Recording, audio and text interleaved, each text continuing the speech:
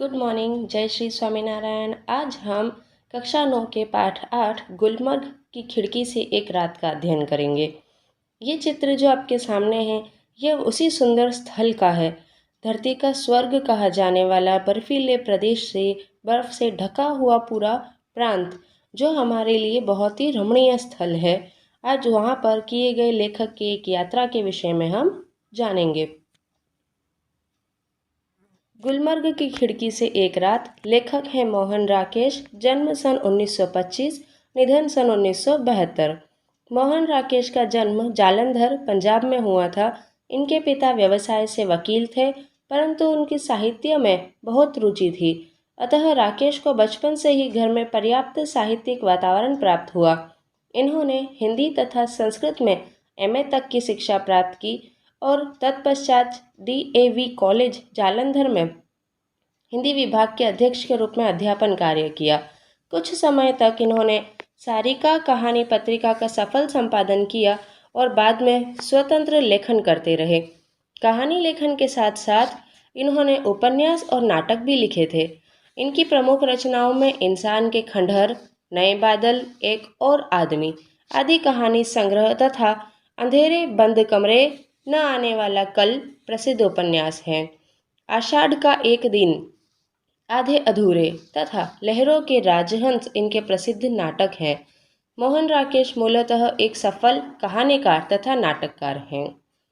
गुलमर्ग की खिड़की से एक रात परिवेश से लिया गया है। इस यात्रा वृत्तांत में लेखक ने गुलमर्ग के प्राकृतिक सौंदर्य का स्वानुभूत विवरण प्रस्तुत किया है। गुलमर्ग का सारा वातावरण इनको अपने में समाया सा लगता है। गुलमर्ग की एक रात का अकल्पनीय सौंदर्य इनसे भुलाया ही नहीं जाता। ये पाठ साहित्यिक प्रकार से यात्रा वर्णन का है। लेखक ने स्वयं का अनुभव हमें बताया है। जब वे गुलमर्ग गए थे, वहाँ की सुंदरता का अनुभव उन्होंने हमारे सामने प्रस्तुत किया है और ये अनुभव इतना अच्छा है कि आपको खुद उस स्थल को देखने की, वहाँ घूमने जाने की इच्छा पैदा हो जाए। ये चित्र है हमारे लेखक के और उस प्राकृतिक सौंदर्य से भरपूर उस स्थल के, जिनके विषय में हमें अध्ययन करना है। अब हम बढ़ते हैं हमारे पाठ की ओर। कुछ जगहें होती हैं जिन्हें आंख एक बार देखती है तो चौंक उठती है, फिर धीरे धीरे परिचित होकर उदासीन हो जाती है। गुलमर्ग ऐसी जगह नहीं है। लेखक क्या कहना चाहते हैं कि कुछ जगह होती हैं जिन्हें हम अगर एक बार देखते हैं तो हमें आश्चर्य होता है, पर धीरे धीरे जब हम उससे परिचित हो जाते हैं तो हमें वह उदासीन लगती है। उदासीन यानी उसके प्रति हमारी शौक कम होने लगते हैं। पर गुलमर्ग ऐसी जगह नहीं है। मैं जब पहली बार गुलमर्ग गया तो मुझे वहाँ कुछ भी असाधारण नहीं लगा। एक खुला सपाट मैदान, देवदारों के घने झुरमुट और बस। तब मैं घंटे भर में सारा गुलमर्ग देख आया था। मगर बाद में महीनों वहाँ रहने पर एहसास हुआ कि पहली बार तो क्या, बाद में भी कभी उस स्थान को पूरा नहीं देख पाया। उसे पूरा कभी देखा ही नहीं जा सकता।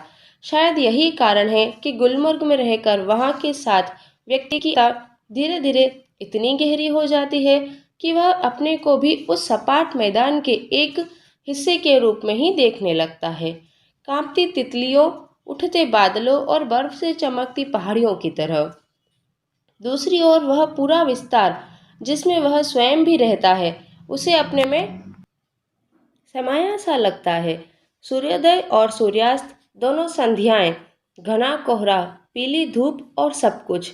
इसलिए जब व्यक्ति गुलमर्ग से चलता है तो एहसास होता है अपने से ही बिछड़ने का, अपने उस रूप से जो कि इतना परिचित होते हुए भी सदा अपरिचित बना रह जाता है। यहाँ लेखक कह रहे हैं कि जब वह पहली बार गुलमर्ग गए तो उन्हें वहाँ कुछ भी असाधारण नहीं लगा। एक खुला सपाट मैदान, देवदार के घने और झुरमुट और बस। ऐसा लगा उन्होंने एक घंटे में ही जैसे पूरा गुलमर्ग देख लिया। पर कुछ महीने वहाँ रहने के बाद उन्हें एहसास हुआ कि गुलमर्ग को एक बार तो क्या, कभी भी पूरा नहीं देखा जा सकता, क्योंकि वहाँ की सुंदरता इतनी गहरी है कि वो व्यक्ति की आत्मीयता से बंध जाती है। वह कह रहे हैं कि वह अपने आप को भी उसी सपाट मैदान के एक हिस्से में देखने लगती हैं, कांपती हुई तितलियां, उठते हुए बादल और बर्फ से चमकती पहाड़ियों की तरफ। फिर वे कहते हैं जैसे दूसरी ओर वह पूरा विस्तार वह स्वयं भी रहता है, अपने में समाया सा लगता है। वहाँ सूर्योदय और सूर्यास्त इतने सुंदर लगते हैं, दोनों संध्याएं, घना कोहरा, पीली धूप और ये सब कुछ इतना सुंदर कि व्यक्ति को वहाँ अपनापन सा लगने लगता है। और जब व्यक्ति गुलमर्ग से वापस आ रहा हो तब उसे ऐसा लगता है जैसे वह किसी अपने से बिछड़ने वाला हो। और इसीलिए वह कहते हैं कि ये इतना परिचित होते हुए भी सदा अपरिचित ही लगता है। गुलमर्ग में सपने फूल बनकर उगते हैं, हरियाली के आर पार, लाल लाल छतों के ऊपर, आकाश में। आंखें मुग्ध होकर देखती रहती हैं और फूलों में नए नए रंग भर जाते हैं। वातावरण में नई नई कौपलें फूट आती है। हर क्षण एक नए अनुभव, नए रोमांच की दृष्टि होती है। बादलों के पोटिकों के नीचे लोग बाहें फैलाए घास पर बैठे हैं। दूर दूर तक सैलानियों की पंक्तियां घोड़े दौड़ाती नजर आती है। रंगों के कुछ बिंदु हरियाली के पट पर जहां तहां छिटके हैं। सहसा प्रकाश से नन्ही नन्ही पारदर्शक बूंदें पड़ने लगती है। रंगीन बिंदुओं का पूरा विस्तार एक बार सिहर जाता है और अपने को समेटने लगता है। हरियाली का सपना कुहासे के फूल में बदल जाता है। मैदान सुरमई आभा ओढ़ लेता है। अब चारों तरफ धुंध ही धुंध है और बेबस होकर फैली पगडंडियों की पतली पतली नरम बाहें। जब तक बादल बरसेगा बाहें फैली रहेंगी, ऐसी ही कोमल, विस्मृत और निढाल।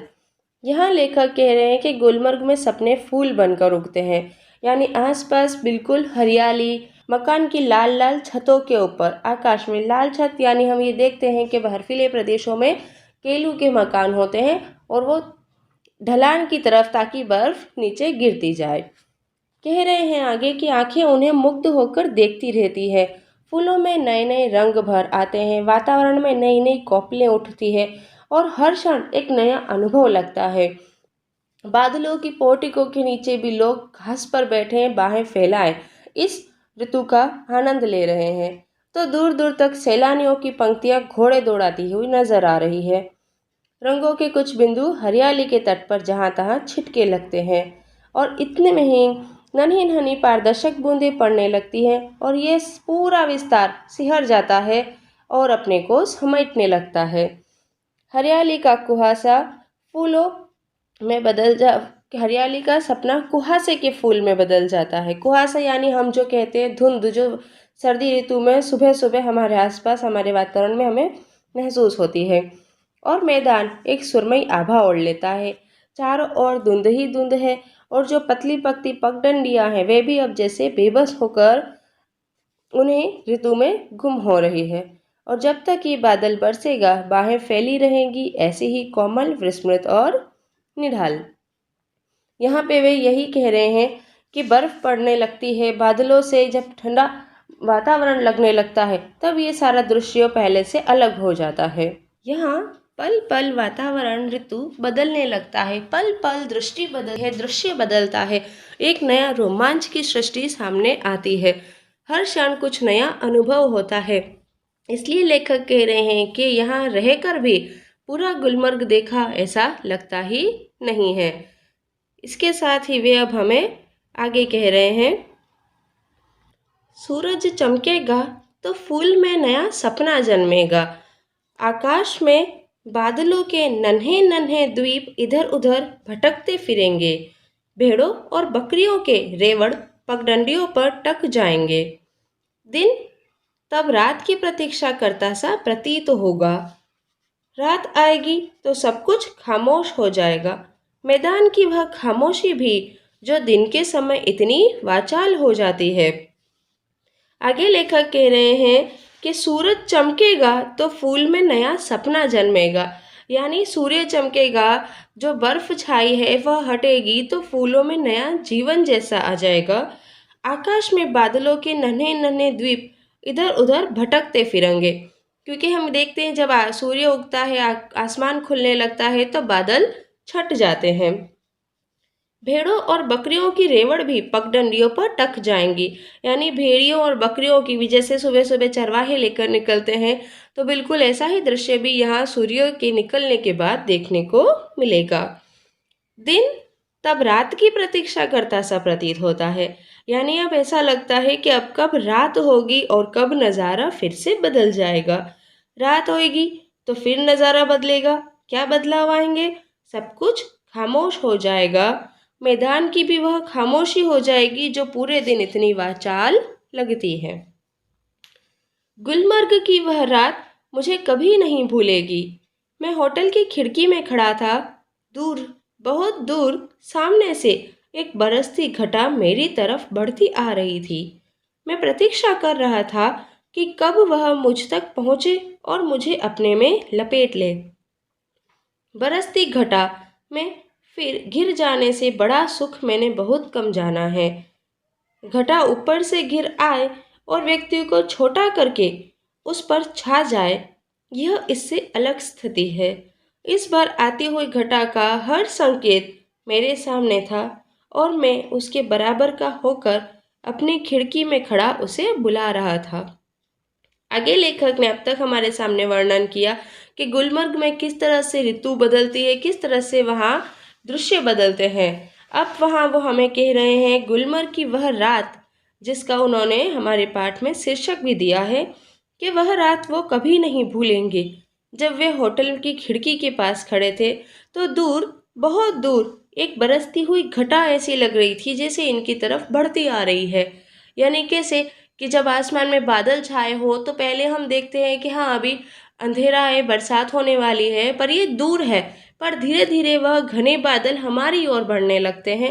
ऐसा ही यहाँ अनुभव लेखक कह रहे हैं कि दूर, बहुत दूर सामने से एक बरसती घटा मेरी तरफ बढ़ती आ रही थी। मैं प्रतीक्षा कर रहा था कि वह कब मुझ तक पहुंचे और मुझे अपने में लपेट ले। लेखक कह रहे हैं कि मैं प्रतीक्षा कर रहा था, मैं इंतज़ार कर रहा था कि कब वह घटा मुझ तक आएगी और मुझे अपने में लपेट लेगी। बरसती घटा में घिर जाने से बड़ा सुख मैंने बहुत कम जाना था। घटा ऊपर से घिर आए, व्यक्ति को छोटा कर दे, यह स्थिति अलग है। आगे वे कह रहे हैं कि यह घटा हर बार उनकी ओर संकेत देती हैं और वे खिड़की में खड़े होकर उसे बुलाते हैं, आ आ आ। मैं तुझसे कमज़ोर नहीं हूँ। हवा तेज थी मगर घटा तेजी से नहीं बढ़ रही थी। हालांकि तूफान बहुत उठा हुआ था। लेखक ने क्या कहा कि वह उस घटा का आनंद लेना चाह रहे थे। वे उस खिड़की में खड़े हुए उस घटा को बुला रहे थे कि हाँ आ, मैं तुझसे कमज़ोर नहीं हूँ। हवा उस समय तेज थी मगर घटा तेजी से नहीं बढ़ रही थी, पर तूफान बहुत उठा हुआ था। बार बार जोर की गरज होती थी जिससे धरती और आकाश की शिराएं कांप जाती थी।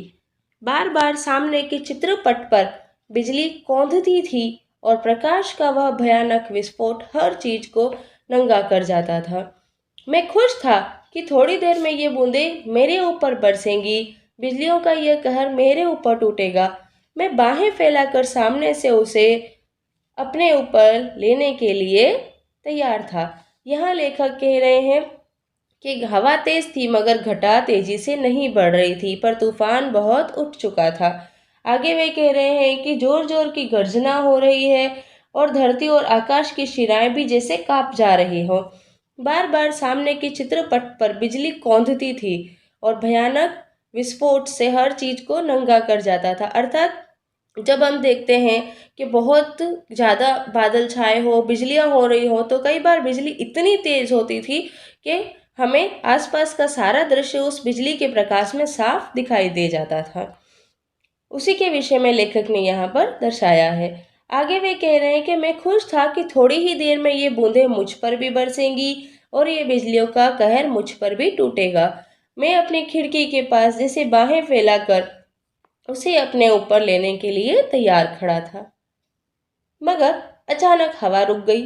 बढ़ता हुआ तूफान जहां का तहां ठिठक गया और दूर ही पर कटे पक्षी की तरह दम तोड़ने लगा। आगे लेखक कह रहे हैं कि वे जिस तूफान का इंतजार कर रहे थे, अचानक से हवा रुक गई और वह तूफान भी वहीं थम गया और ऐसे सब कुछ साफ हो गया जैसे कोई परकटा पक्षी अपना दम तोड़ने लगा हो। बिजली की सांस रुकने लगी और मेरी भी, क्योंकि हवा के रुक जाने से मुझे भी बहुत ऊंचे आसमान से नीचे आना पड़ा था। आगे लेखक कह रहे हैं कि बिजली की सांस रुकने लगी, अर्थात बिजली भी अब कम होने लगी। और वे कह रहे हैं मेरी भी, क्यों मेरी भी? क्योंकि वे इस तूफान, इस बरसती घटा का आनंद लेना चाहते थे, पर वह हो सका नहीं। उन्हें भी ऐसा लगा जैसे वे उस ऊंचे चढ़े हुए आसमान से उन्हें नीचे आना पड़ रहा है। तूफान का जोम उतर गया और उसके साथ ही मेरा भी। मैं उसके बराबर का कभी ना हो सका। लेखक कह रहे हैं कि तूफान का जोम, यानी तूफान का जो असर लग रहा था, जो आसार थे कि तूफान आने वाला है, वो सब कुछ अब खत्म हो गया और वो जोश भी उतर गया। और अब मेरा भी वह जोश उतर गया जो उस तूफान में खुद को ढालने जैसा था। आगे लेखक कह रहे हैं कि मैं उसके बराबर का कभी नहीं हो सका, अर्थात लेखक ने कहा कि वह उस तूफान का आनंद लेना चाहते थे, उसका अनुभव करना चाहते थे। उस रात उन्होंने वह सब कुछ किया, वे इंतज़ार करते रहे कि घटा बरसेगी, पर ऐसा हुआ नहीं।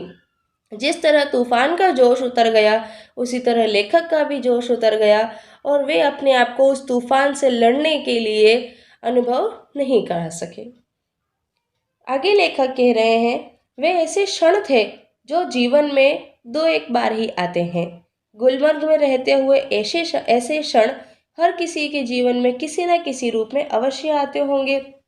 तभी तो मुद्दत तक वहाँ रह चुकने पर भी कोई आकर्षण व्यक्ति को फिर खींचकर वहाँ ले जाता है।